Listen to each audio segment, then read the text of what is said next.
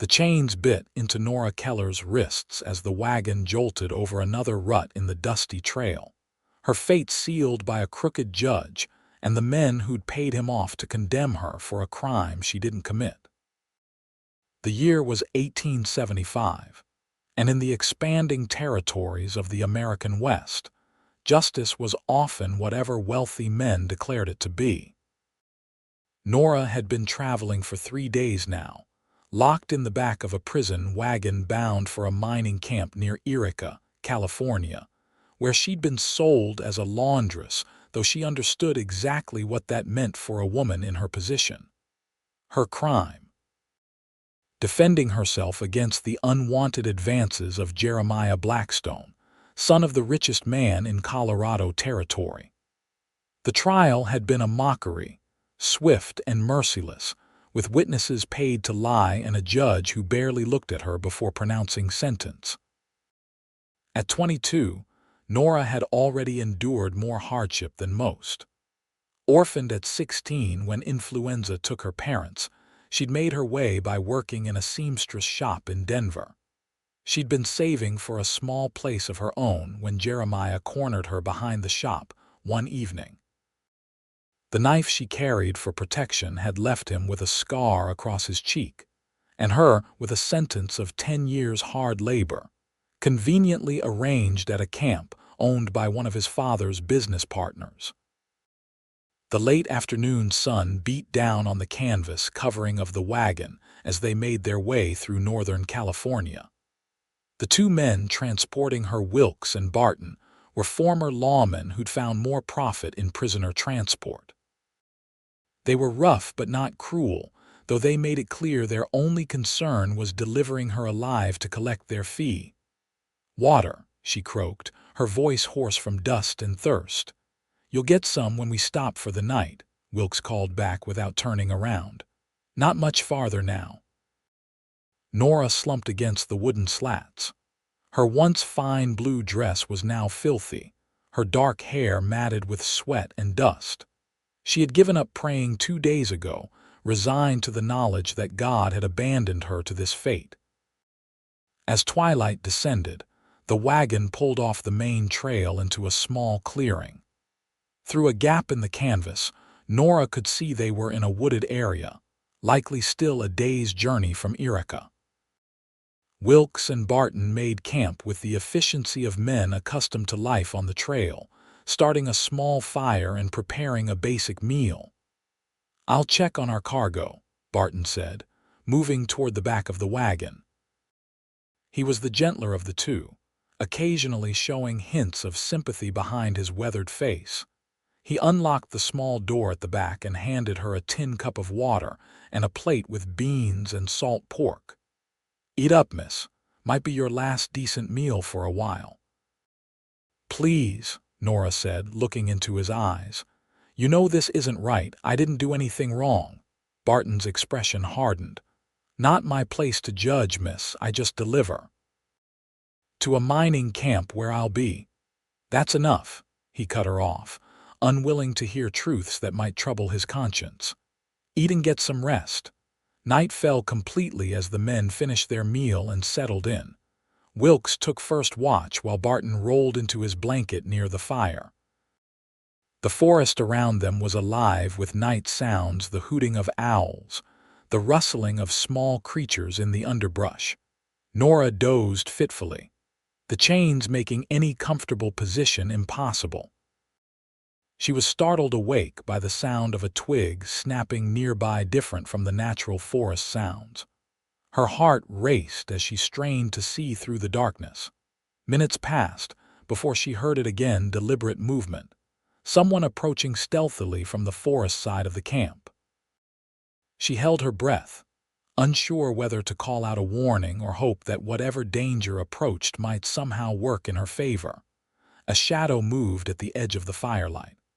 Wilkes, half dozing against a tree, didn't notice the tall figure that emerged silently from the trees.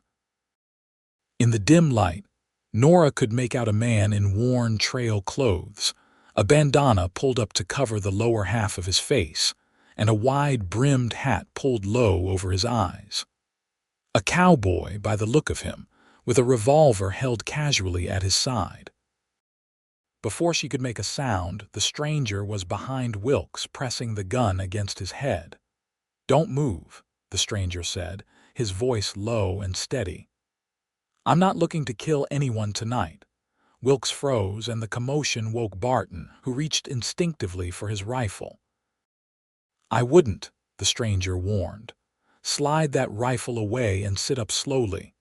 Barton hesitated but complied. "We don't have much money, mister." "Not after money," the stranger replied, keeping his gun trained on them. "Curious about your prisoner, though." Nora pressed herself against the wagon slats, trying to see more clearly. The stranger's eyes flickered toward the wagon briefly, then back to the two transporters. "She's a convicted criminal," Wilkes said, finding his voice. "Dangerous one, too. Attacked a gentleman in Denver. We're taking her to serve her sentence."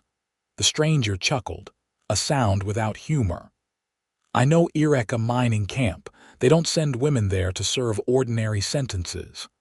"Listen, mister," Barton said cautiously, "we're just doing a job. Whatever happens to her after we deliver ain't our concern." "Should be everyone's concern when justice gets twisted," the stranger replied. He moved toward the wagon, keeping his gun trained on the two men. "On your feet, both of you. Over by that tree. Hands where I can see them." When they complied, the stranger backed toward the wagon, reaching behind him to unlatch the door without taking his eyes off the men. "Miss, you able to come out?" "I'm chained," Nora replied, her voice trembling slightly. "Keys," the stranger demanded. Wilkes spat on the ground. "You're making a big mistake. That woman's the property of the Western Mining Corporation now." "Women aren't property," the stranger said coldly. "Keys, now." When Wilkes hesitated, the cowboy cocked his revolver. "I said I didn't come to kill anyone. Doesn't mean I won't." Barton reached slowly into his pocket and tossed a small ring of keys onto the ground. "She ain't worth dying over, Wilkes." The stranger kept his gun trained on them while he crouched to retrieve the keys. Backing up to the wagon, he felt for the lock in the darkness. "Hold still," he murmured to Nora as he worked the key into the padlock securing her chains to the wagon. The lock clicked open, and Nora felt the immediate relief as the tension on her wrists eased. The stranger moved to unlock the manacles themselves, his fingers warm against her chafed skin. "Can you ride?" he asked quietly. Nora nodded, then realized he couldn't see her clearly. "Yes," she whispered. "Good." He helped her down from the wagon, keeping himself between her and the two men. "My horse is tethered just beyond those trees. Walk slowly." "You won't get far," Wilkes called after them. "The law's on our side." The stranger paused. "The law's supposed to be on everyone's side. That's the problem." He looked at Barton. "You two stay put till morning. Try to follow us tonight and I'll know." With that, he guided Nora into the darkness, keeping a hand lightly on her arm to steer her through the trees. They walked in silence for several minutes until they reached a magnificent chestnut stallion waiting patiently in a small clearing. "Up you go," the stranger said, helping Nora onto the horse before swinging up behind her. As they rode away, Nora's mind raced with questions. Who was this man? Why had he helped her? Was she trading one danger for another? But the immediate sensation of freedom, the night air on her face, the absence of chains overwhelmed her caution. They rode for nearly an hour before the stranger spoke again. "There's a creek up ahead. We'll water the horse and rest for a bit." When they reached the creek, he dismounted first, then offered his hand to help her down. In the moonlight, Nora could see him more clearly as he pulled down his bandana. He was younger than she'd expected, perhaps in his late 20s, with features that might have been handsome if not for the stern set of his mouth and the wariness in his eyes. "Thank you," she said finally, rubbing her wrists where the manacles had chafed them raw. He nodded, then rummaged in his saddlebags, producing a small tin of salve. "For your wrists," he said, offering it to her. She took it gratefully, wincing as she applied it to her damaged skin. "Why did you help me?" He was silent for a moment, letting his horse drink from the creek. "I've seen what happens to women sent to those camps," he said finally. "No crime deserves that." "I didn't commit any crime," Nora said fiercely. "I defended myself against a man who thought he could take whatever he wanted." The stranger nodded, figured it was something like that. He offered her his canteen. "Drink, then tell me your story, Miss Keller, Nora Keller." She took a long drink of water, then returned the canteen. "And you are," he hesitated before answering, "Vaughn Walker." She studied him, trying to determine if the name was real. His clothes were trail-worn but of good quality, a faded blue shirt, dark pants, and a leather vest. The revolver holstered at his hip looked well cared for, and the horse was too fine for an ordinary ranch hand. "Well, Mr. Walker, I'm in your debt," she said formally. "Though I'm not sure what happens next. First, we put some real distance between us and those transporters," he replied. "Then we figure out how to clear your name, clear my name." The idea seemed impossible. The Blackstones practically owned the Colorado territory. They paid for my conviction. Vaughn's expression darkened. "Blackstone, Jeremiah Blackstone." Nora nodded, surprised. "You know him, know of him. His reputation precedes him." Vaughn's jaw tightened. "What exactly happened?" Nora told him everything: how Jeremiah had cornered her behind the seamstress shop, how she defended herself with her small knife, how his father had arranged for witnesses to claim she'd lured his son into an alley and attacked him unprovoked. Vaughn listened without interrupting, his expression growing grimmer with each detail. When she finished, he was silent for a long moment. "The Blackstones have powerful friends," he said finally, "but they also have enemies, people who have been waiting for a chance to expose them." He looked at her intently. "Your story might be that chance." Hope flickered within Nora for the first time in weeks. "How?" "I have connections in Sacramento, people who'd be interested in mining companies using prison labor this way, especially women sentenced under suspicious circumstances." He paused. "But it's risky. The Blackstones will send people after you. I'm already facing a lifetime of—" She couldn't bring herself to say it. "I'll take the risk." Vaughn nodded. "We should keep moving. Can you ride a few more hours?" "Yes." They mounted again, Nora in front, acutely aware of Vaughn's chest against her back as they rode. Despite her exhaustion, she felt strangely safe in the company of this stern, quiet rescuer. As dawn broke, they reached a small cabin nestled in a grove of pines. "My place," Vaughn said as they dismounted. "Temporary at least. We'll rest here today, travel again tonight." The cabin was Spartan but clean, a single room with a stone fireplace, a narrow bed, a table with 2 chairs, and shelves lined with supplies. Vaughn busied himself starting a fire while Nora stood awkwardly in the center of the room. "You can take the bed," he said, not looking up from his task. "I'll sleep in the chair." "I can't take your bed. You need real rest," he interrupted, "and I'm used to sleeping rough." Too exhausted to argue, Nora sank onto the edge of the bed. Vaughn produced a clean shirt from a trunk. "It'll be too big, but it's better than sleeping in that dress." He turned his back, giving her privacy to change. The simple courtesy brought unexpected tears to her eyes. She slipped out of her filthy dress and into his shirt, which fell almost to her knees. "Thank you," she said softly. Vaughn glanced over his shoulder, then quickly away again, but not before Nora caught a flash of something in his eyes, not the predatory look she'd come to fear from men, but something warmer, almost tender. "Get some sleep," he said gruffly. "We've got a long journey ahead." Nora curled up on the bed, pulling the rough blanket over herself. Despite her fears and uncertainties, She fell instantly into a deep, dreamless sleep. She woke to the smell of coffee and the sound of quiet movement. Disoriented, she sat up quickly, momentarily forgetting where she was. "Easy," Vaughn said from his place by the fire. "You're safe."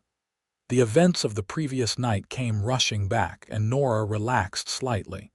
Sunlight streamed through the cabin's single window, indicating it was well into the afternoon. "I've let you sleep most of the day," Vaughn said, pouring coffee into a tin cup. "Figured you needed it." Nora accepted the cup gratefully, wrapping her fingers around its warmth. "What's your plan?" Vaughn sat across from her, his own cup in hand. "We'll ride for Sacramento tonight. I have a friend there, a journalist. He's been gathering evidence of corruption in the mining companies for months. Your testimony could be valuable. And then what? Then we fight to clear your name." He met her gaze steadily. "It won't be easy, might not even be possible, but we have to try." "Why are you doing this?" Nora asked, the question that had been nagging at her since her rescue. "Why risk yourself for a stranger?" Vaughn was silent for a long moment, staring into his coffee. "My sister," he said finally, his voice tight. 3 years ago, she found herself in a similar situation with a man much like Jeremiah Blackstone, only she didn't have a knife. He took a deep breath. She couldn't live with what happened after, took her own life. Nora's heart clenched. "I'm so sorry." "After that, I left my position as a deputy marshal. Couldn't serve a law that protected men like that."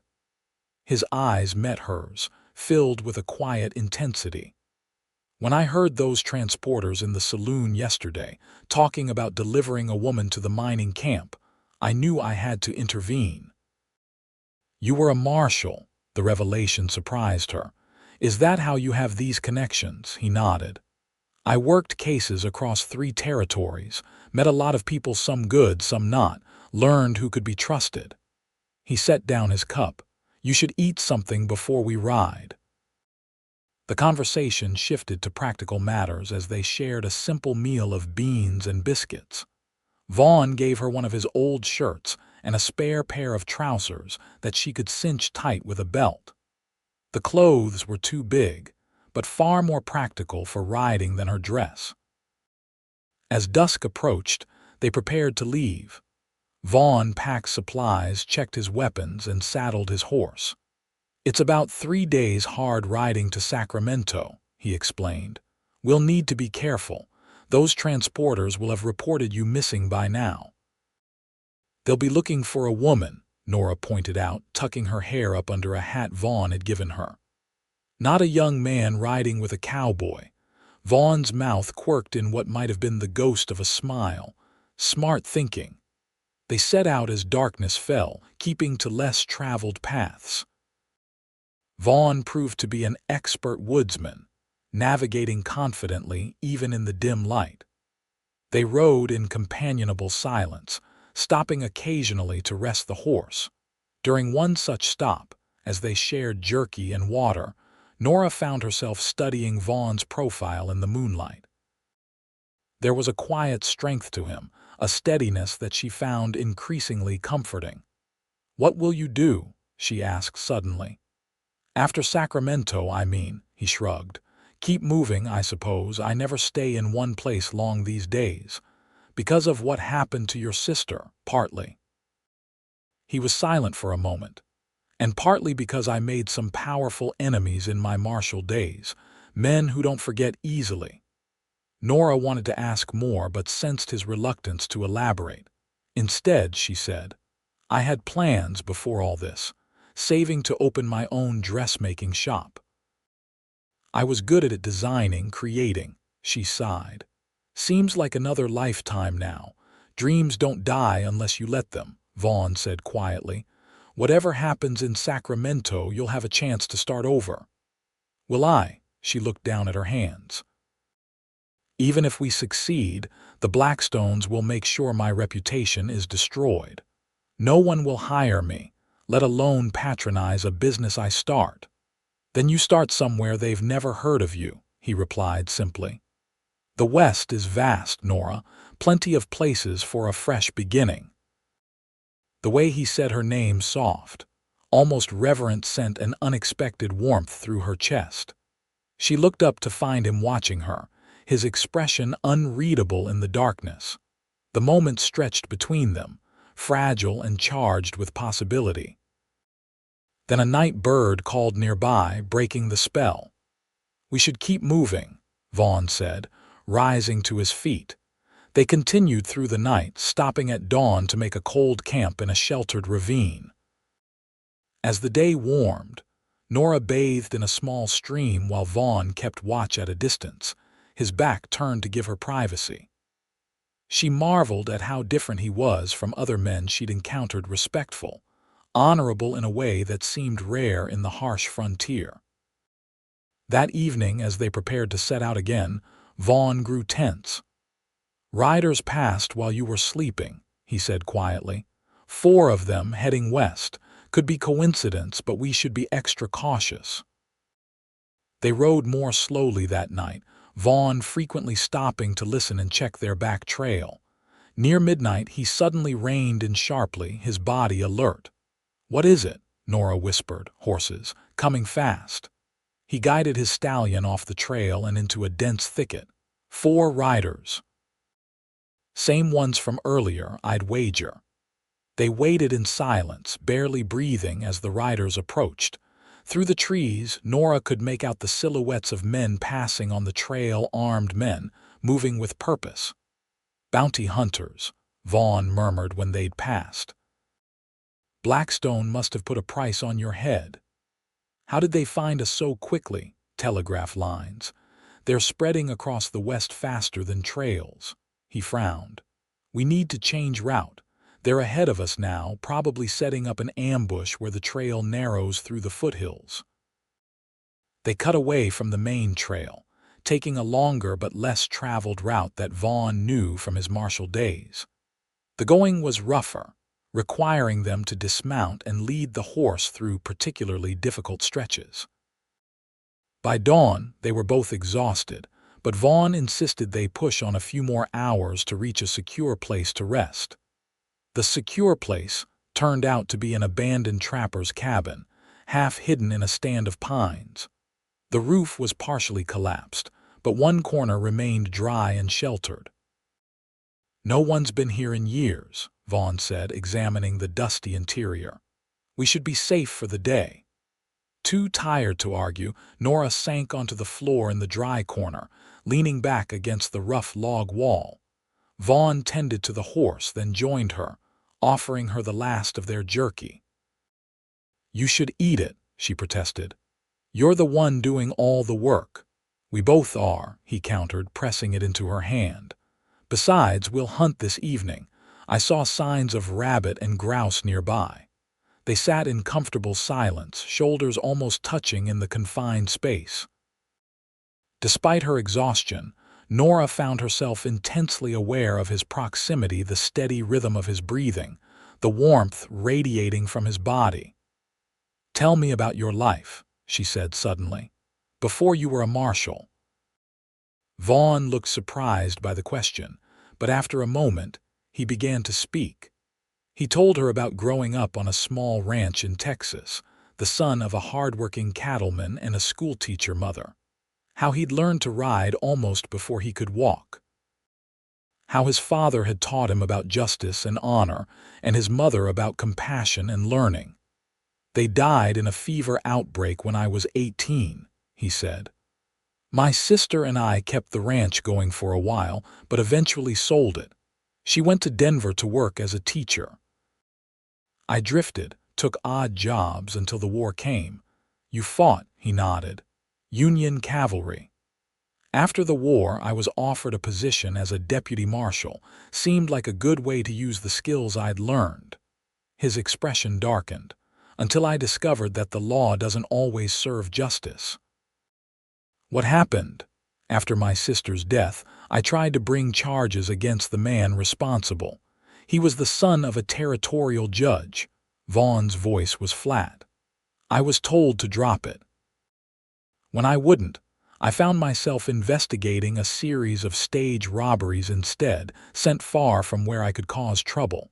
So you resigned? Not immediately. I solved those robberies first. There was grim satisfaction in his voice.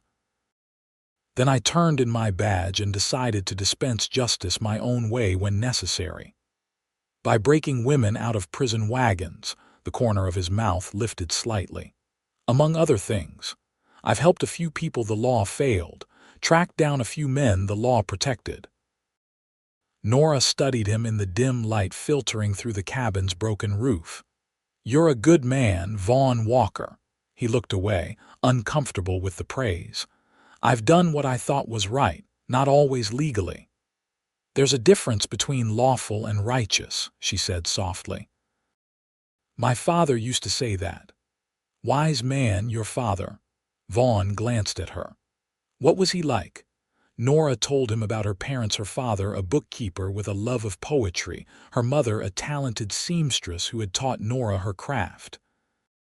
She described their small but happy home in Denver, the dreams they'd had for her future, the devastation of losing them both within days of each other to influenza. I stayed in the city because it was all I knew, she concluded. Took work at Mrs. Holbrook's shop, learned the business side as well as the sewing. I was saving to open my own place when. Her voice trailed off. When Jeremiah Blackstone happened, Vaughn finished for her. She nodded, suddenly overwhelmed by all she had lost. To her embarrassment, tears welled in her eyes. Hey, Vaughn said gently, his hand covering hers. You'll rebuild. Different place, different life maybe, but you'll get through this. The simple contact of his hand on hers sent a jolt through Nora that had nothing to do with her troubles. She looked up at him, seeing compassion in his eyes and perhaps something more. For a moment she thought he might lean closer, but instead he withdrew his hand and stood up. You should rest, he said, his voice slightly rough. I'll keep watch. Nora wanted to protest that he needed sleep too, but exhaustion was rapidly overtaking her. She curled up on the floor, using her folded arms as a pillow, and drifted into sleep with the reassuring presence of Vaughn nearby. When she woke, late afternoon light was slanting through the broken roof. Vaughn was gone, but his saddle and packs remained. Fighting down a moment of panic, Nora moved to the doorway and peered out. She spotted him about 50 yards away, kneeling by a stream. He had removed his shirt to wash, and Nora caught her breath at the sight of his bare torso, lean and muscled, marked with the scars of a hard life. He moved with a natural grace that spoke of strength contained, controlled. Feeling suddenly like an intruder, she stepped back into the cabin. Minutes later, Vaughn returned, fully dressed again, carrying 2 plump rabbits. Hope you're hungry, he said, seemingly unaware of her flustered state. These should keep us going till we reach Sacramento. They prepared a small, careful fire to cook the rabbits, both acutely aware of the danger of smoke being spotted. As they ate, Vaughn outlined his plan for the final leg of their journey. We'll avoid the main roads completely, he explained. There's a railway station about 15 miles south of here. We can leave the horse there and take the train the rest of the way. Won't that be more dangerous? We'd be trapped if someone recognized me. Less dangerous than trying to outride bounty hunters on a tired horse, Vaughn countered. Besides, dressed as you are, few would look twice at you. And I have a friend who works that line, he'll help us. As darkness fell, they set out again, moving cautiously through the forest. Nora found herself watching Vaughn with new awareness, noticing the fluid way he moved, the confidence in his posture, the occasional softness in his eyes when he looked at her. They reached the railway station shortly before dawn, little more than a platform with a small shed beside the tracks. True to Vaughn's word, they found his friend there, an older man with a weathered face and kind eyes. Henry, Vaughn greeted him with a firm handshake. Vaughn Walker, the man replied, eyes twinkling. Still finding trouble, I see, or helping others out of it, Vaughn said. This is. He hesitated. Nick, Nora supplied quickly, deepening her voice slightly. Nick Kelly. Henry's eyes crinkled with amusement, but he played along. Pleasure, Mr. Kelly. Any friend of Vaughn's is a friend of mine. He arranged for Vaughn's horse to be stabled and cared for, then got them aboard the morning train in a private compartment. Benefit of knowing the conductor, he winked as he left them. Alone in the compartment with the rhythmic clacking of the train surrounding them, Nora finally relaxed enough to remove her hat, letting her dark hair fall loose around her shoulders. Vaughn watched her, a strange expression crossing his face. You look. He cleared his throat. Better. Less tired. I feel better, she admitted. Though I'll feel truly better when we reach Sacramento, she hesitated. Vaughn, I want to thank you properly, not just for rescuing me, but for believing me, for helping me fight back. Don't thank me yet, he cautioned. We've still got a battle ahead. Even so, whatever happens, you gave me back my freedom and my hope. On impulse, she reached across to squeeze his hand. I won't forget that. His fingers curled around hers, warm and strong. Nora. He began, then fell silent, seemingly at a loss for words. The train rounded a curve, causing Nora to sway slightly toward him. For a breathless moment, they were inches apart, his eyes searching hers. Then the compartment door slid open as the conductor came to check their tickets, and they moved apart quickly. The remainder of the journey passed in a tension-filled silence, both acutely aware of the moment that had almost happened. By the time they reached Sacramento, late that evening, Nora felt as though she'd been holding her breath for hours. The city was larger and more bustling than she'd expected, with gas-lit streets and substantial buildings. Vaughn led her confidently through the crowds to a modest hotel several blocks from the station. We'll meet my journalist friend in the morning, he explained as they checked in as brother and sister. For now, you need real rest in a real bed. Their adjoining rooms were simple but clean, with proper beds, washstands, and even a small window looking out onto the street below.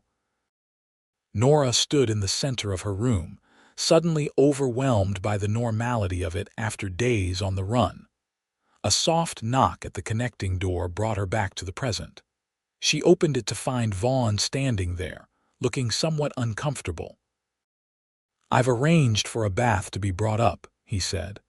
And I asked the hotel to find some suitable women's clothing for you, said my sister's luggage was lost on the journey.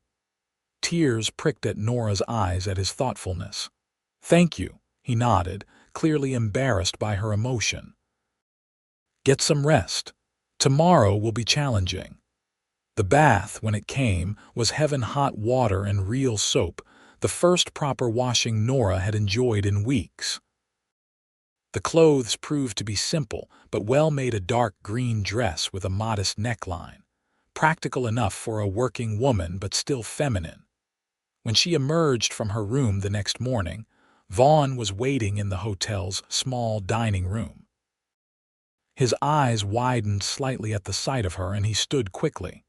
You look. He started, then seemed at a loss for words. Like a woman again, she suggested with a small smile. Beautiful, he said simply, the word clearly escaping before he could think better of it. Nora felt color rise to her cheeks. Thank you, she said softly. Breakfast was a quiet affair, both of them aware of the importance of the day ahead. Afterward, Vaughn led her to a building several blocks away, the offices of the Sacramento Sentinel. Vaughn's friend, Daniel Mercer, proved to be a sharp-eyed man in his 30s with ink-stained fingers and an intense manner. He listened carefully as Nora recounted her story, taking detailed notes and occasionally asking precise questions.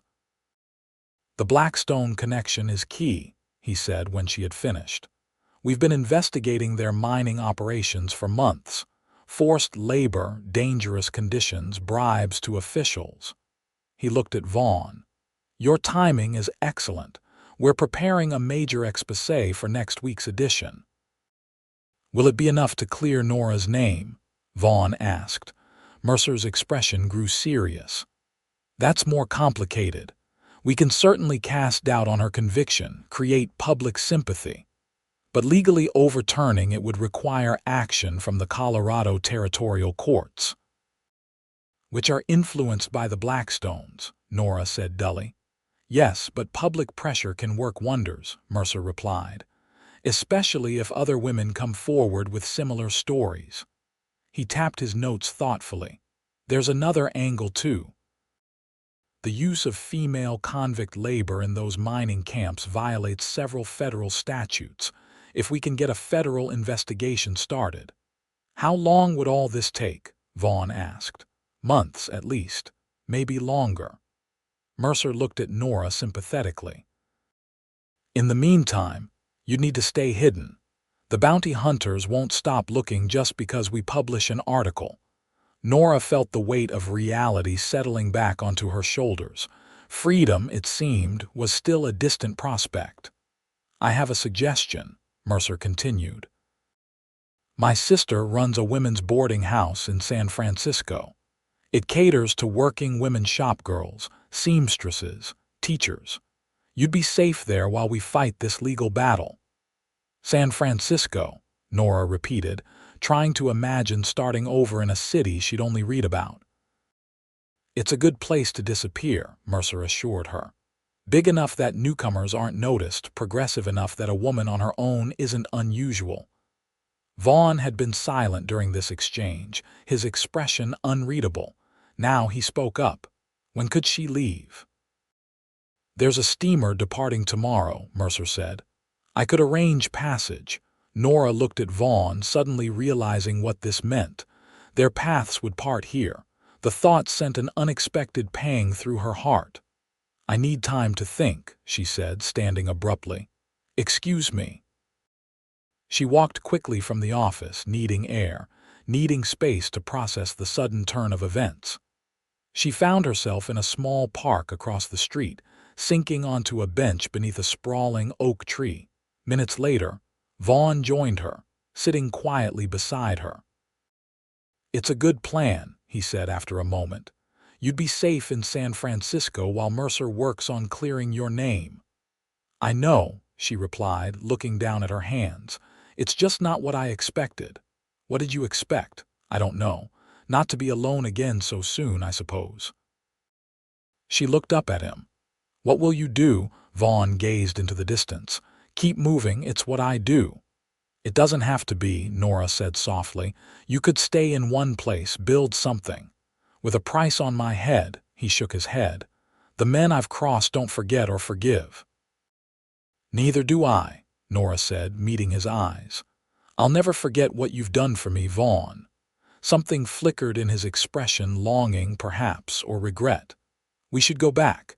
Mercer will need more details to write his article. The rest of the day passed in a blur of planning. Mercer took Nora's full statement, verified details, and began drafting his exposé. He arranged for her passage to San Francisco, complete with new identity papers that listed her as Nora Wells, a young widow from Montana Territory seeking work as a seamstress. Through it all, Vaughn remained at her side, steadfast but increasingly quiet. That evening, as they walked back to their hotel through the lamplit streets, the silence between them felt heavy with unspoken words. In the hotel lobby they paused, both reluctant to part for the night. Would you? Nora began hesitantly. Would you join me for dinner? One last meal before tomorrow, Vaughn nodded, seemingly relieved at the suggestion. They found a small restaurant nearby, tucked away from the main streets, where they could talk without fear of being overheard. Over a simple meal of roast chicken and vegetables, they spoke of lighter things, childhood memories, books they'd read, places they'd seen. Nora found herself memorizing the sound of Vaughn's rare laugh, The way his eyes crinkled at the corners when he smiled, the graceful strength of his hands as he cut his food. "Will you write?" she asked as they lingered over coffee. "Let me know how things progress with the article." "If you want me to," he replied, studying her face as if committing it to memory. "I do." She hesitated, then added more boldly, "I'd like to know where you are, that you're safe." Something shifted in his expression. He stopped, seeming to struggle with his words. "These past days traveling with you, I haven't felt this alive in years." Her heart quickened at his confession. "Nor have I. But your life in San Francisco, you'll be safe there, have a chance at a new beginning." His eyes were troubled. "I can't offer you that kind of stability. My life is unpredictable, often dangerous." "Perhaps I've had enough stability," Nora replied softly. "Perhaps what I need now is someone who believes in me, someone who stands for what's right, even when it's difficult." "Nora." Her name was almost a sigh on his lips. "What are you saying?" "I'm saying I don't want to go to San Francisco alone." The words came out in a rush. "Come with me, Vaughn, at least for a while." He looked stunned. "You hardly know me." "I know enough. I know you risked your life to free a stranger. I know you believe in justice even when the law fails. I know that when you look at me, I feel." She faltered, suddenly shy. "Feel what?" he prompted, leaning closer. "Seen, understood." She met his gaze squarely. "And something else I thought I might never feel again. Hope." Vaughn reached across the table, his fingers gently touching hers. "I've been alone so long," he said quietly, "telling myself it was safer that way for me and for anyone who might care about me. And now," his fingers entwined with hers, "now I'm wondering if alone is really safer or just lonelier." They walked back to the hotel hand in hand, the night air cool around them, the stars bright overhead. At her door, Vaughn hesitated. "If I come with you to San Francisco," he said slowly, "I can't promise how long I can stay. There are still men looking for me." "I'm not asking for promises," Nora replied. "Just a chance to see where this might lead." He lifted a hand to her face, his touch feather light against her cheek. "You're a brave woman, Nora Keller." "I've had a good example," she murmured, leaning slightly into his touch. Their first kiss was gentle, almost hesitant, a question being asked and answered. When they parted, Vaughn's eyes were dark with emotion. "I'll go with you," he said softly, "for as long as I can." The steamer to San Francisco departed the following afternoon, cutting through the blue waters of the Sacramento River toward the distant bay. Nora stood at the rail, watching the city recede, feeling the weight of her ordeal slowly lifting from her shoulders. Vaughn joined her, his arms slipping around her waist with a newfound ease. "Having second thoughts?" he asked, noticing her pensive expression. "No," she said truthfully. "Just marveling at how quickly life can change. A week ago I was in chains, certain my life was over. And now—" She turned to face him, the wind catching her hair. "Now I'm free, with a new name, heading to a new city with a man I barely knew days ago but somehow trust completely." His smile was warm as he tucked a strand of hair behind her ear. "Life has a way of surprising us." "Indeed it does, Mr. Walker." She leaned into his embrace, feeling for the first time in years that she was exactly where she was meant to be. "Indeed it does." San Francisco embraced them with its fog and bustle, its hills and hidden corners perfect for two people looking to start anew while keeping a watchful eye for danger. Mercer's sister, Martha, welcomed Nora to her boarding house, a respectable establishment for working women in a modest but decent neighborhood. Vaughn took lodgings nearby, finding work as a security consultant for shipping companies concerned about the safety of their goods. His experience as a former marshal made him valuable, and the work allowed him the flexibility to remain vigilant for any signs of bounty hunters or Blackstone agents. Nora quickly established herself as a talented seamstress, first working for an existing shop, then gradually building her own clientele. Her designs, which blended practicality with feminine elegance, became popular among the city's middle-class women who wanted style without ostentation. They moved cautiously at first, both in public and in their relationship. Meetings for tea in public parks, walks along the waterfront, quiet dinners in out-of-the-way restaurants. Each encounter deepened their connection, revealing new facets of each other's characters, confirming what they'd sensed from the beginning, that they were kindred spirits, both wounded by life but not broken, both determined to create something good from their pain. 3 months after their arrival, Daniel Mercer's exposé was published not just in the Sacramento Sentinel, but in papers across the West. The article detailed the corrupt practices of the Blackstone mining operations, including the use of questionably convicted women as forced labor. Nora's case featured prominently, though Mercer was careful not to reveal her current whereabouts. The public reaction was immediate and fierce. Investigations were launched, officials questioned, and other victims came forward.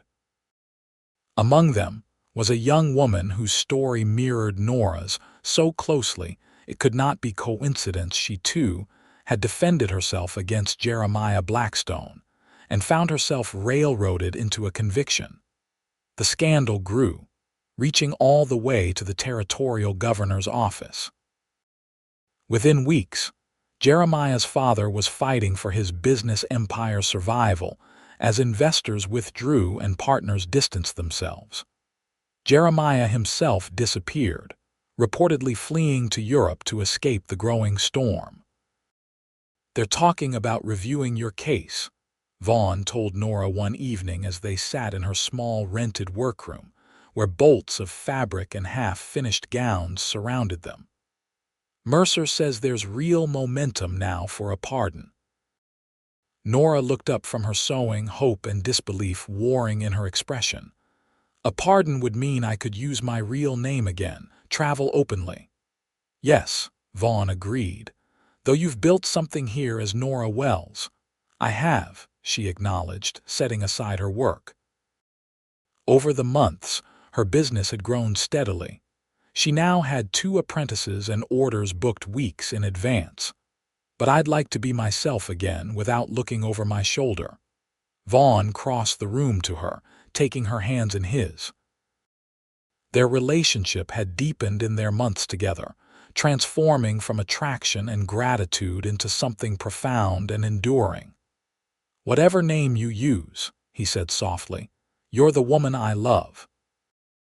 It was the first time he'd said the words directly, though his actions had demonstrated his feelings daily. Nora's heart swelled with emotion as she rose to meet him, her arms slipping around his neck. "And you're the man I love," she replied, her voice steady and sure. "The man who gave me back my freedom and my future." His kiss was tender, a promise and a pledge. When they parted, his expression was serious. "I've been thinking," he said, leading her to the small settee by the window. "If your name is cleared, we could go anywhere, do anything." "What would you want?" Nora considered the question carefully. "I'd want to continue my work," she said finally. "I love designing, creating, but perhaps somewhere smaller than San Francisco, somewhere we could build a real home." "Eureka is rebuilding after the mining scandals," Vaughn suggested. "It could use legitimate businesses, good people." The idea of returning to the area where her ordeal had begun was startling, but as Nora considered it, she found the symmetry appealing. Reclaiming the place, making something positive there. "I like that." "I still have my cabin in the mountains," Vaughn reminded her. "It's remote but peaceful. We could split our time, winters in town where you could run your shop, summers in the mountains." "You'd settle in one place?" Nora asked, knowing what a significant shift this would be for him. "What about the men still looking for you?" Most have moved on to fresher targets, Vaughn replied, and those who haven't, well, a man can't run forever. His eyes held hers. Some things are worth the risk. 6 months after arriving in San Francisco, Nora received official word. Her conviction had been overturned, and she had been granted a full pardon with the territorial governor's apologies. The Blackstone mining empire had collapsed under the weight of multiple investigations, and restitution was being made to those who had suffered under their corrupt practices. 2 weeks later, Nora Keller and Vaughn Walker were married in a simple ceremony at Martha's boarding house, surrounded by the new friends they'd made in their time in the city. Martha herself stood as Nora's witness, while Daniel Mercer stood for Vaughn. "You clean up well, Walker," Mercer teased as they waited for the bride. Vaughn, uncomfortable but handsome in a new suit, merely nodded. His attention was entirely captured by Nora as she entered, radiant in a gown of her own design, ivory silk with delicate embroidery at the bodice and hem. Their vows were straightforward but heartfelt, a promise to stand by each other through whatever challenges life might bring.